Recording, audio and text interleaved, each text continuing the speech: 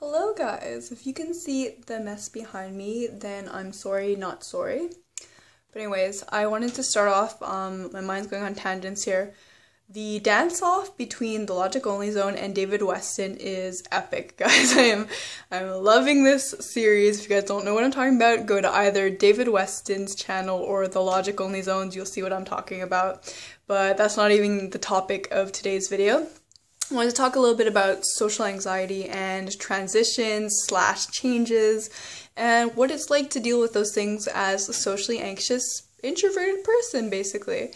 So what I've been doing lately is apartment hunting because that is the next step for me.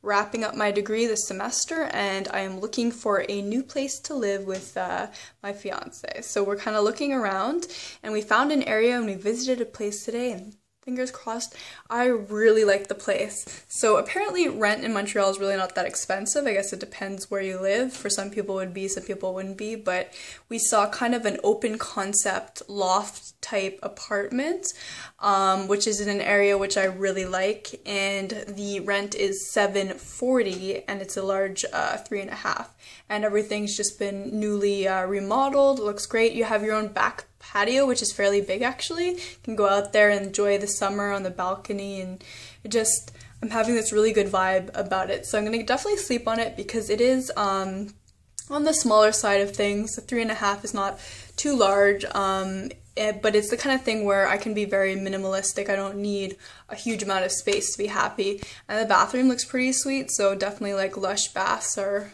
a go at this apartment, so that's pretty exciting. So if I'm acting a bit manic, it's just because I've been excited from this whole thing, but this is what I wanted to talk about when it comes to social anxiety and the fact that when you start to challenge yourself, when you start to slowly make those phone calls, call up places, inquire about rent, and then start to slowly visit them, I find like I become less anxious over time. The more I challenge myself, the more I realize my aptitude and my ability to be able to face these things.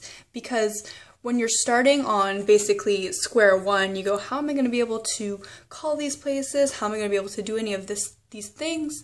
But slowly, as you start to make those steps, you'll see it does get easier. And I know that when the next step will be when I have my apartment, I'm going to look for either more hours at my job or a different job.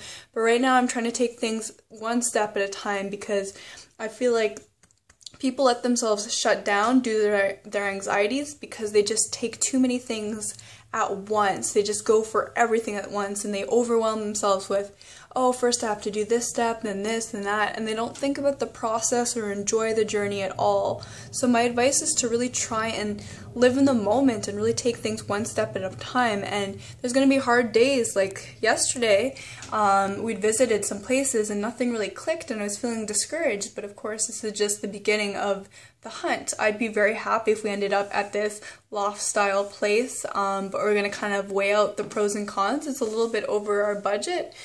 We were actually hoping for something between $600 and $700, but split between two people, we're definitely going to be able to work something out. So it's not something that's like exponentially out of our budget.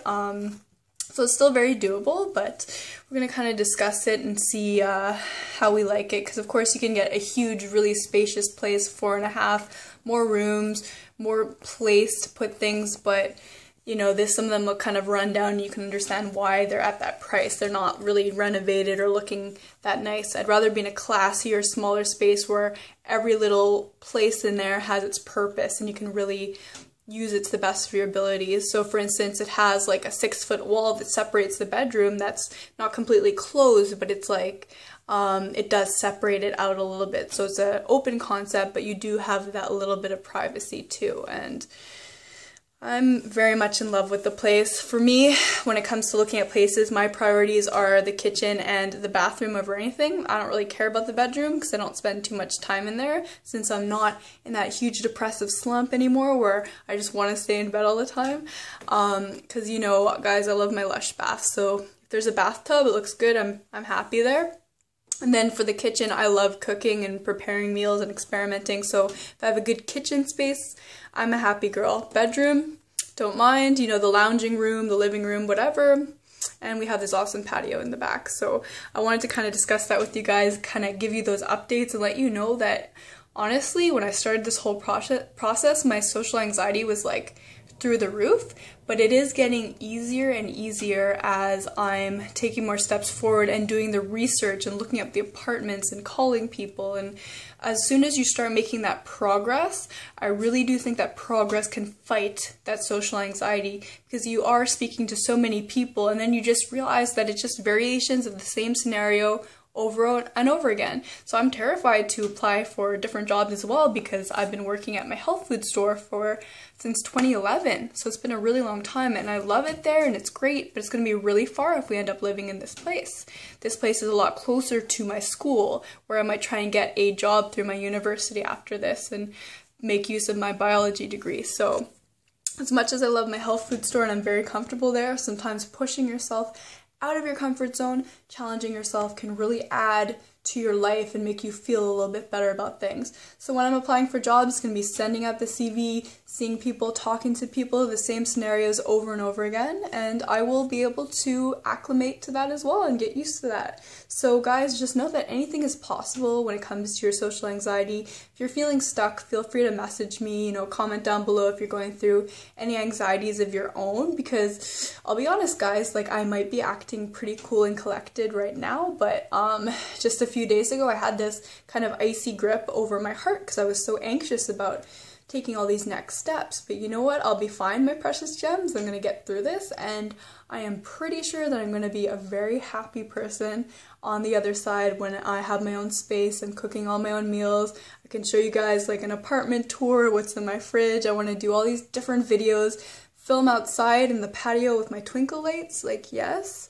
So guys, I'm imagining all the possibilities. I'm going to be very smart about it, weigh the pros and cons, and of course talk to Costa about it and see what is best for him, but he's also kind of fallen in love with this place, so fingers crossed that this is the conclusion we come to, and if not, we'll just find something better. So thank you for watching guys, and I will see you all on Friday for my next scientist video. Bye everyone.